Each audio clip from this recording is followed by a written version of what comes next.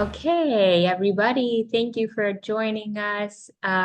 We have here a great advocate in our community from the Center of Independent Living, Alejandro, also known as Alex Lutin. I've met him several times within the memorial system, and here we are today. So it's a great pleasure to have you here.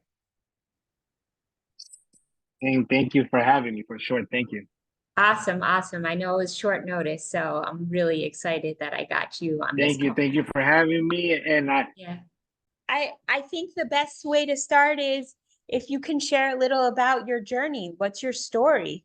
What brought you to the Center of Independent Living? Maybe a little about your backstory? yeah, for sure. Back in 2004, I was in a motorcycle accident where I was hit by various vehicles while I was on my motorcycle, which led me to be in an induced coma, life support in the hospital, broke many bones, and along with those breaks, I broke my spine in 7 different parts. Um, from there, it was really learn how to live in the wheelchair. Went from the hospital to the rehab to now to a brand new life. So, with that being said, once I did that, with a group of friends, we started a support group. And with that support group, I was able to learn from others. And this is where I'm at now. After working for a wheelchair company for many years, then I started working for the Center for Independent Living, and I've learned so much being there. So many programs, so many good things that they offer, which is catered to the disabled community. So I really like it a lot. So how would you say rehab, since I'm an OT, I'm curious in your perspective, which you've shared once or twice before, how was your rehab experience? Do you remember it? Yeah, my rehab experience was good. Unfortunately, I want to say, um, but back in my rehab, unfortunately, most people that I meet during rehab, that we're going through our bad moments, that Mm-hmm. that big change in life. So even though I think I did pretty good in rehab and learned as much as I could learn, um, my mind wasn't there. Mm-hmm. So I could remember having a great experience. All my therapists and physical therapists, OTs, and everybody was amazing with me. I think they showed me as much as they could. I Mm-hmm. think they prepared me as much as they could. Um, so I want to say my experience overall during rehab with both PT and OT were phenomenal, for sure. Did you go straight home after your accident?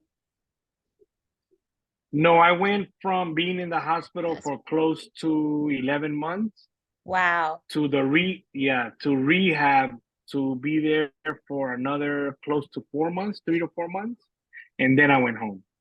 So from rehab, you went straight home. Yeah. Okay. Correct. So you said you started some support groups. So how shortly after your rehab experience did you feel like you needed to connect to other people, that you needed that community support? I wanted to connect with people right away. Yeah. It's just the rehab that I was at um, didn't have anyone with my situation or my age during that time, but they had seen thousands, Mm-hmm. Mm-hmm. before. So one of the nurses there and I were talking one day, and I told her, I said, look, I've never even seen anyone else in a wheelchair my age. Like, I feel like I'm the only one. And she got me in contact with a few people, and I communicated with them. I reached out to them, and we all met up. And I was just like, wow, like, you are like, now I'm meeting people like my age that are going through something similar. So we started meeting once a week, and became so big that we started meeting once a month, and he just became one of the biggest support groups in the state of Florida. Wow, that's impactful. Do you still have connections to those same people today? Not as much. Yeah, from time to time, I run into them at events or on social media, things like that. Hmm. So so then you found yourself working in a wheelchair company for a wheelchair company, and then uh, a little bit later on, you transitioned into Center for Independent Living. So how did that happen? And can you Correct. share with us a little about what you do on a day-to-day working for that organization? Yes. So the wheelchair company actually became the gentleman who did my first wheelchair ever, my own personal first wheelchair ever. I met him, and very humble guy. He explained the whole situation, how it works, the process, and I felt very comfortable with him. And he told me, "Listen, if I ever open up a company, would you be willing to come work for me so that I could have someone in a wheelchair be part of this company?" Uh, because we were pushing to companies to hire disabled people, to be able to be part of being Hmm. normal. Hmm. So he did my first wheelchair, and then I want to say maybe a year after that, he started his company, which is Ability Medical, and I became a patient liaison with them, where I dealt with everything that had to do with wheelchairs and the patient. So I got to learn a lot, because during that time when I got injured and I got my chair, there was a lot of fraud going on, a lot of Medicare fraud, and companies were billing people for power mobility when they were receiving manual mobility, and different things like that. So I got into that business, and I got to learn a lot and how insurances worked and all of that. And I brought that information to the support group. And then that way, the support group members knew how the process worked, what to look for, what not to do, things like that. Um, After 9 years with that company, I wanted to change. I just wanted something different, Hmm. and I took a little break. And when I took that little break, I ran into a friend of mine whose wheelchair we had done. And he's like, "Hey, what are you up to nowadays?" And I'm like, "Nothing. I'm trying to find something new to get into." And he's the one that got me into the Center for Independent Living. I used to work a lot with them before, with the support group, for events and things like that. And I gave it a shot, and I liked the programs, everything they offered. So I ended up staying there with him and the Center for Independent Living. And then not long ago, March of this year, that same gentleman and I started a podcast show called Two Disabled Guys and a Mic. And then now we bring a lot of the valuable information that he's learned being an amputee in a wheelchair, and me being a spinal cord injury in a wheelchair. We're able to bring our experiences to a different platform, where people could now, they're on their phone, they're on their iPad, they're at home, they could watch the episodes, and they could rewind if they miss some information, go back and grab that information, or share it with others who might need it. Because back when I got injured, we had peer mentors, where if there was an injury like mine, the trauma center will call me. I go meet that person, meet the family, and kind of help them out. Now we have it where we're doing podcast shows, and people could literally learn so much out of the comfort of your home, really. So Hmm. we started that podcast show in March, and that's going real well. And everything with Center for Independent Living and all the programs that we have to offer, it's pretty cool, for sure. So how often do you have a podcast? How often? Once a month? Is it every 2 weeks? So we're trying to now. So we're still pretty new at it. Hmm. I think we've come a long way in such a short time. But we are planning on recording at least 2 episodes a week. Oh, wow. We are recording out of a very professional, state-of-the-art studio, podcast studio. Uh, we have a lot of guests who want to be part of it. So it's just, I believe as of next week, we're going to start getting the ball rolling. And we have a lot of episodes now, but we're going to get it even better in the near future. So, Well, hopefully I could post this on YouTube or something and get the word out even more, get you more yeah, subscribers. no, for sure. For Yeah. sure, for sure. So what, And so not only subscribers, but be able to have the people who really need that information yep. be able to watch the show because we bring guests into the show. So they'll be able to see people who are in wheelchairs, people who are not in wheelchairs, who have disabilities, all female, male, all ages. So it's gonna be a variety of different things. Not only that, but we have show a couple of episodes where we've traveled to other countries, so we talk about how traveling is, getting in the airplane, your luggage, and accessibility, and all that kind of Mm-hmm. stuff. So we bring a little bit Mm-hmm. of everything to the platform. So that's true advocacy work. I mean, would you consider yourself an advocate for people who have disabilities? I believe so. I believe so, just because I like to share so much information with people. Because even to this day, sometimes I find myself in need of some information. Like, for example, I Mm-hmm. just got a new car. So I know who to reach out to get hand controls and what the process is. So because I know these things, I like talking about it because there's Mm-hmm. so many people out there who are scared to get a car because they can't afford hand controls, but there's programs out there that will help you. So with putting all this information out there, not only does it help that person, but it helps these programs because if these programs don't get rid of their funding, then whoever is giving them the funding is going to say, well, there's no need for that. Why are we even setting aside $20,000 for hand controls when nobody's requesting them? So, Right. I like to share the information so that people could, use the programs and, help. Everybody helps everybody in the process. So Right. If I the guess money, at the end of the day, I end up becoming an advocate because people already got used to coming to me for, questions, or I like to share stuff. So yeah, it's yeah. amazing. What would you say if you had a magic wand that you could fix in the environment around you? Like from a day to day, you've done such an amazing job to get yourself more comfortable wheelchair through the years, something a little faster, maybe a little too fast in my opinion. But Yeah. now you got a car.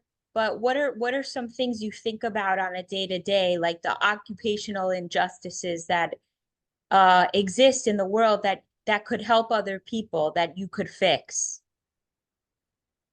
So if I had a magic wand and I had a few things that I could just magically get done, I think first would be mental health for everyone who goes through a traumatic injury. Because a lot of people do well. I feel like I've done great. I don't think I've ever been in a real depression state. I don't think I've ever been held back. I've always pushed forward. You're always gonna have bad situations happen randomly. Uh, they get to you, but you gotta keep pushing forward. But with that being said, there's moments where you start thinking like, oh my God, but why me? Why this? Especially when all kind of things come at the same time, Mm-hmm. which has happened to me in 20 years that I've been in a wheelchair. I have situations where all kinds of stuff come down on me at the same time, and you're like, oh my, you're going crazy. Yeah. Um, but I've been, I want to say, mentally strong and been able to push through all obstacles.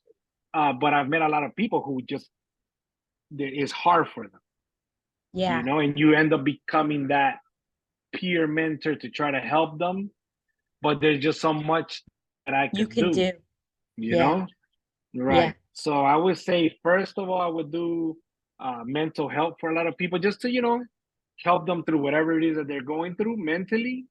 And then second after that will be accessibility, Mm-hmm. Yeah. when it comes to everything, traveling, the streets, hotel rooms, Mm-hmm. airplanes, so many things, restaurants that a lot of times they feel, oh, this is accessible enough, but it's really not accessible. So, Yep. Yeah. I mean, I see it in the those, hospital from one floor to the next. I see it all day long, the accessibility of what is ADA versus universal design. There's a big difference. right, big Yeah. difference. And if I had a third one, which would kind of almost be the same as the first one, because Mm-hmm. the third one's always been an issue that I don't even stress anymore, but it's always an issue, is disabled parking. Nowadays, everybody has disabled parking. But what people with a disability and a disabled placard don't understand is that when they park in a disabled spot, right, you're Mm-hmm. taking away the only choice for a wheelchair user to be able to park. And this just happened to me recently too, where a young lady parked in a disabled spot, and I parked on the spot next to her, which was a regular spot. And when she saw me getting my wheelchair out, she goes, "Oh my God, would you want me to move?" And I go, "I'm already out of the car. Like, I don't want to jump back in, put the chair back in." And I told her, I explained to her, I said, "Listen, if you would have parked on my spot where I just parked, you could still get in and out of the car with no problem, even if a car's parked next to you. However, I'm parked here now, and I only parked here because I'm next to the disabled spot that you took. But in all reality, that's the only spot I could build my wheelchair on without damaging the car next to me. Because I don't care if they put disabled parking spots far away, because on the wheelchair, I'm going to get to the front door faster than anybody's walking. The whole point of that is somebody's going to park next to me, and then I can't get in or out of my car, Yeah. So, that parking thing's always a big issue. You want to go Yeah. places, and chances are you're not going to find a parking spot. So you got to roll around or park far, or, things like that. And having that And you conversation, can argue with people because, I was saying yeah, having and that you can argue with people because they have, sorry, go ahead, go ahead. no, I said I'm glad you had that conversation with this woman because now she knows. People are so unaware of what they're doing, you know? So Right, and yeah, continue. right. Sorry. So no, it becomes where it's just education. Yep. Now you're educating people, but chances are you're still not gonna be able to find a parking spot because you gotta Yeah. educate everybody. Everybody nowadays literally has a disabled placard, for Right. parking. Yeah, I think a memorial at the South Campus alone, they just added maybe 10 new disabled parking spots. And I've witnessed myself people that are parking there. I have no judgment, but no one's coming out of that car with a wheelchair. Right, right. So, it's a different And even story. even me myself, I've gone places, and before I get out of my car, because I have an SUV, so nobody even thinks I'm in a wheelchair. You see a, a guy pull up in a parking spot in an SUV, like, and I've had people come up to me before I get out of the car, and they're like younger people too, and they're like, "Hey, would you want to sell your parking placard? I'll give you $200 for it." And I'm like, "No, I'm in a wheelchair." And then when they see me get out, they're like, and they just kind of play it off and walk away. But it happens. Yeah.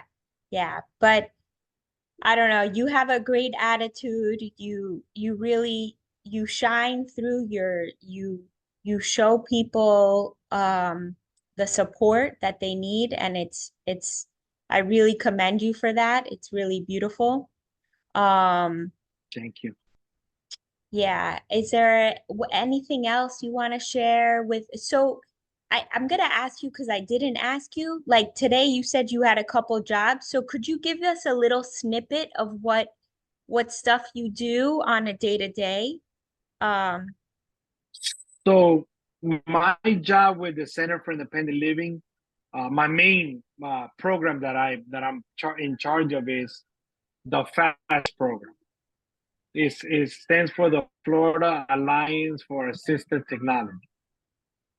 So with that program, I'm able to offer um, anyone with a disability assistive devices for them to use, to try out, to see if that device makes their life easier. mm-hmm. I'm able to provide that device as a loan to them for 30 days.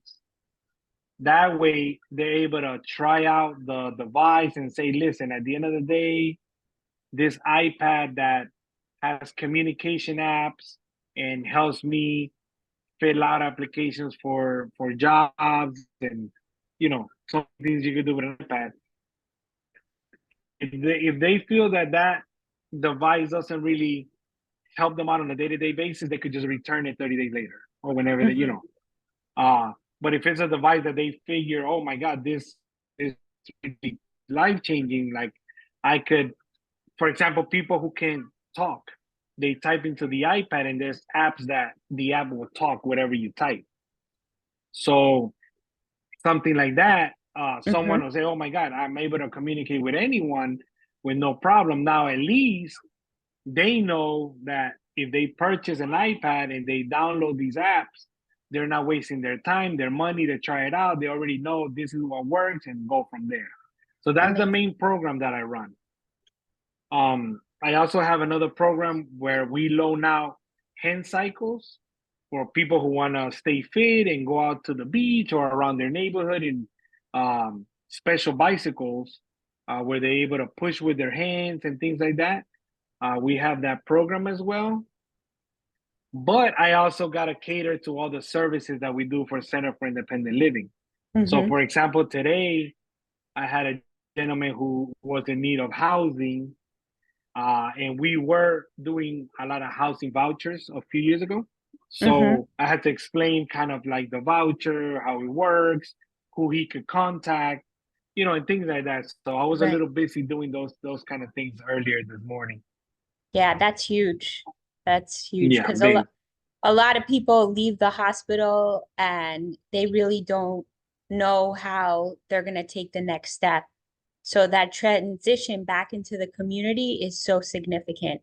Whether it's communicating with an iPad, getting through the door, because of the key or the push system, push and pull system, the lights, the Yeah. cooking, cleaning, all that stuff. Well, what a lot of people don't understand is that a lot people these injuries happen at any age, right? Mm-hmm. But let's say, for example, you got a young person who's injured in the early 20s and they're living in an apartment and somebody hit their car rolled over, and now they're in a situation. Mm-hmm. Most of the time, before they get out of the hospital and out of the rehab center, they've already been evicted, right? Because Yep. months go by and these companies that have these rental communities, they don't know what's going on. Yeah. They don't care. So chances are you're already evicted. So now you need money to move into a place to be accessible. On top of that, the doors, the bathroom, especially if you're a new injury, you don't even know how to transfer or maneuver Mm-hmm. yourself well yet. So it takes a lot of money to have a stable home where you could feel comfortable. That's the first step. Huge. Then the second step is it's gonna be a while before you start receiving your disability benefit. Then on top of that, if you start working, your benefits might be revoked. So now you can't make money like you used to before. Now you're limited on all your financials. So if you're in a disability and you don't have family or friends that can help you, and you're not making the amount of money that we need to make with the cost of living that's going on now, you know, the cost of food, the cost of mortgage or rent, the cost of medications, these type of things, you're just not gonna make it. It's just it's the math just doesn't add up. Doesn't add up. Yeah. So it becomes I know they say for a spinal cord injury in a lifetime compared to someone that doesn't have a spinal cord injury, it's definitely over $6 million more expensive. Wow. So and on top of that, you're limited on the amount of money you make. So Yeah. you know, it's tough. It's tough. Yeah. But you're out there, you're working, you're doing it. You're doing it all. And a We gotta podcast. make it happen. We gotta Yeah. and doing a podcast on Yeah, top of but that, and I have triplets who I get every other week. So I get the triplets. You know, it's expensive because you know they eat a lot. You know, you gotta have yeah. food. So it's tough. It's tough. How old are they? 9 years old. Oh, wow. You got your hands full. That's Hands awesome. full for sure. Yeah. Yeah, So that's amazing. Well, I'm sure they love their dad so much. Yeah, he's a they cool do. They dad. do. You're a cool dad. I, Yeah. I'm blessed and thankful for sure. That's why I can't complain. You know, times get tough here and there, but you got to keep on going with it.